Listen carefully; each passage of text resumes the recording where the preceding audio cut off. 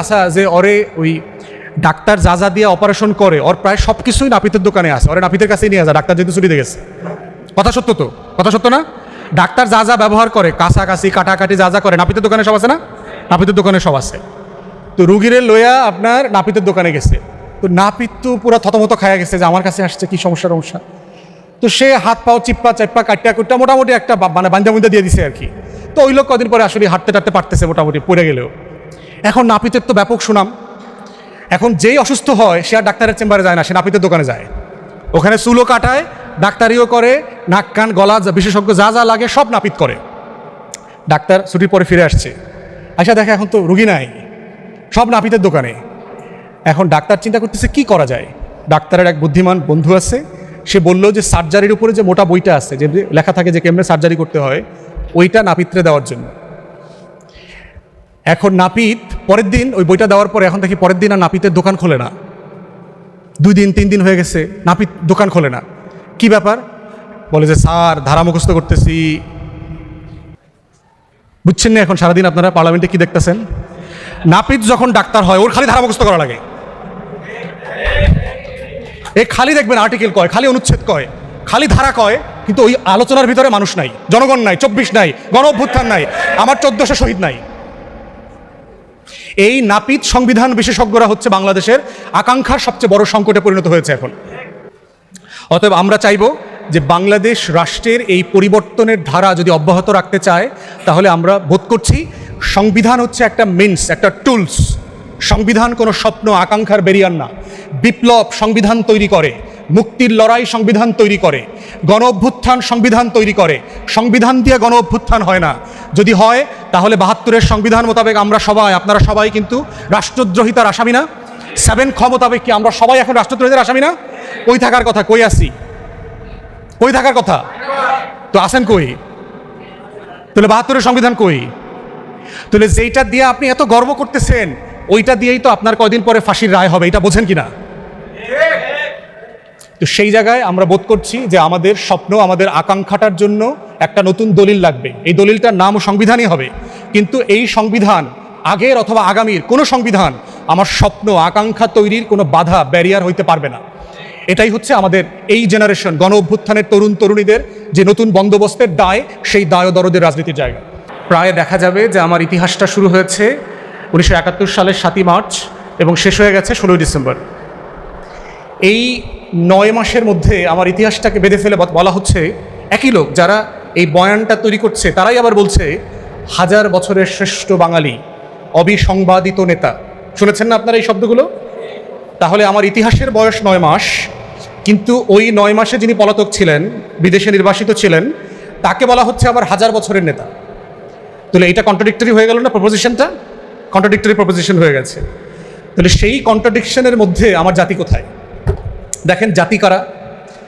কুর্দি একটা জনগোষ্ঠী আছে, আপনারা যদি নাম শুনে থাকেন, কুর্দি জনগোষ্ঠী।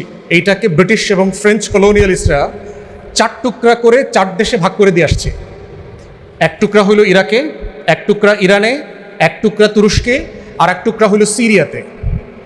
এবং 4 জন 4 ভাষায় কথা বলে।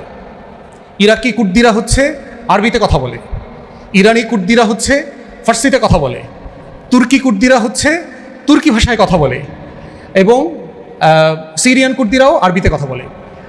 বাট কুর্দিদের নিজস্ব একটা ভাষা আছে, কিন্তু সেই ভাষাটা প্রায় হারায় গেছে। কিন্তু আপনি যদি কুর্দি জাতিসত্তা দেখেন, তাদের নিজস্ব সংস্কৃতি আছে, ভাষা আছে, এবং 1000 বছরের ইতিহাস আছে।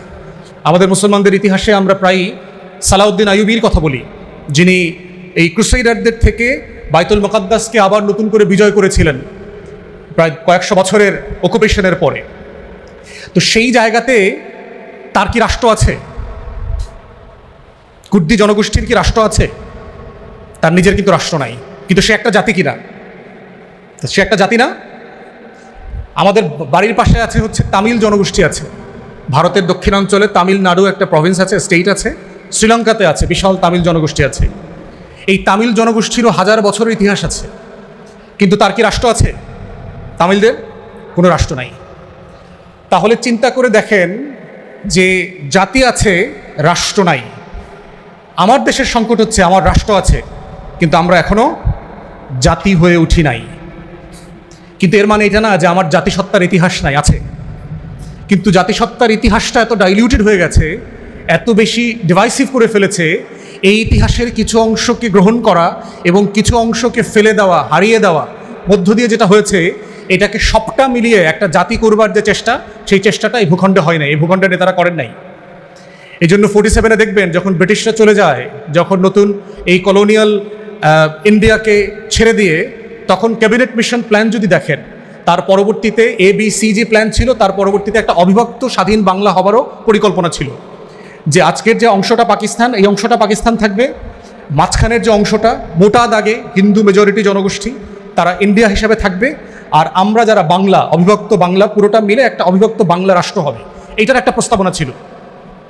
আমাদের পূর্বপুরুষ শেখ মুজিবের নেতা হোসেন শহীদ সোহরাওয়ার্দী, তারপরে আবুল হাশেম, বদরুদ্দিন ওমর একজন তাত্ত্বিক ছিলেন, মারা গেছে, ওনার বাবা মুসলিম লীগের বড় নেতা ছিলেন, বেঙ্গল মুসলিম লীগের সেক্রেটারি ছিলেন। এরপরে ওদিক থেকে হচ্ছে আপনার শরৎচন্দ্র বসু পরিবারের বড় প্রমিনেন্ট পলিটিশিয়ান ছিলেন কিরণ শঙ্কর রায়। কংগ্রেসের এবং মুসলিম লীগের এই দুই অংশ মিলে কিন্তু সবাই চেয়েছিল যে আমরা ভারতেও যাব না, পাকিস্তানেও যাব না, আমরা একটা স্বাধীন বাংলা রাষ্ট্র করব বাঙালিদেরকে নিয়ে। বাঙালি মুসলমান, বাঙালি হিন্দু সবাই মিলে একটা বাঙালি রাষ্ট্র হবে। জিন্নার কাছে যখন তারা প্রস্তাব নিয়ে গেছেন, জিন্না কিন্তু এই প্রস্তাবের সাথে একমত হয়েছেন, বলেছেন যে আমার কোনো আপত্তি নাই, তবে একটা ডট দিয়ে রাখি, স্বাধীন হওয়ার পরে ভারত তোমাদেরকে দখল করে নেবে, এটা তোমাদেরকে ডট দিয়ে রাখলাম, তোমরা যদি স্বাধীন থাকো ভারত তোমাদেরকে স্বাধীন থাকতে দেবে না। একই টিম যখন দিল্লিতে গেল কংগ্রেসের নেতাদের সাথে দেখা করতে, গান্ধী, নেহরু, প্যাটেল, বল্লভভাই, তারা আউটরাইট না বলে দিল যে না, স্বাধীন বাংলা রাষ্ট্র বলে কোনো রাষ্ট্র হবে না, আমরা বাংলা ভাগ করব।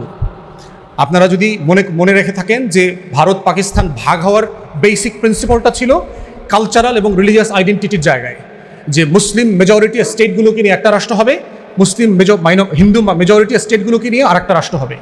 তাহলে সেখানে ব্রিটিশ ইন্ডিয়াতে সবচেয়ে বড় প্রভিন্স ছিল হচ্ছে বেঙ্গল এবং পাঞ্জাব। আজকের বেঙ্গল বলতে আমাদের বাংলাদেশ না, পশ্চিমবাংলা, আসাম, ত্রিপুরা, এই পুরোটা মিলে হিস্টোরিক্যাল বেঙ্গল ছিল। এই বেঙ্গল, এইটা হচ্ছে সবচেয়ে বড় রাজ্য, প্রভিন্স, এখানে 54% মুসলমান। ওইদিকে হচ্ছে পাঞ্জাব, এরপরে সবচেয়ে বড় স্টেট, সেখানেও 53-54% মুসলমান। তাহলে টেকনিক্যালি পুরো পাঞ্জাব এবং পুরো বাংলা পাকিস্তানে চলে যাওয়ার কথা না? ব্রিটিশ কলোনিয়াল যে ডিভিশনের যে প্ল্যান হচ্ছে, সেখান থেকে ইন্ডিয়ান কংগ্রেসের নেতারা বের করলো যে না, আমরা এই দুইটা প্রভিন্সকে ভাগ করে ফেলবো, পুরোটা দিব না। ওই দিক থেকে দেখেন আপনার মাউন্ট ব্যাটেনকে দিয়ে, ভাইসরয়কে দিয়ে বেঙ্গল ভাগ করাইলো এইদিকে, আর ওইদিকে হচ্ছে পাঞ্জাব ভাগ করাইলো। করেছে কারা? কংগ্রেসের নেতারা। কিন্তু দেখবেন পাকিস্তান সৃষ্টি, ভারতের বিভক্তি, পার্টিশন, বাংলা বিভক্তি, এর প্রত্যেকটার দায় দেওয়ার প্রশ্ন যখন আসে, তখন দেখবেন দায় জিন্নাকে, মুসলিম লীগকে। সবসময় দেখবেন জিন্না এবং মুসলিম লীগকে একটা ভিলেন ফিগার হিসেবে তৈরি করেছে, এবং তৈরি করার মধ্য দিয়ে যেটা করেছে যে ইতিহাসের তারা একটা ডাইলিউশন করছে। এবং কি আয়রনি দেখেন, ঢাকা বিশ্ববিদ্যালয়ে একটা জিন্নার নামে একটা হল ছিল, এই হলের নামটা পর্যন্ত পরিবর্তন করে দিয়েছে বাংলাদেশের প্রগতিশীলরা, কারণ সে নাকি বাংলাদেশের এই বিভক্তির জন্য দায়ী। শুধু হিন্দু, আমরা কি বাংলাদেশি, আমরা আসলে কি, এই পরিচয় সংকটটা তৈরি করছে। এবং এই পরিচয় সংকটের মধ্য দিয়ে যেটা হচ্ছে যে আমার একটা ইউনিক জাতিসত্তার ক্যারেক্টারিস্টিক্স তৈরি হচ্ছে না। সবার প্রচণ্ড গরম লাগতেছে, আমার বক্তব্য এখানে শেষ করছি। যদি কারেন্ট আসে তারপরে কিউএনএতে চলে যাবো, যদি আপনাদের প্রশ্ন থাকে। সবাইকে অসংখ্য ধন্যবাদ। আসসালামু আলাইকুম।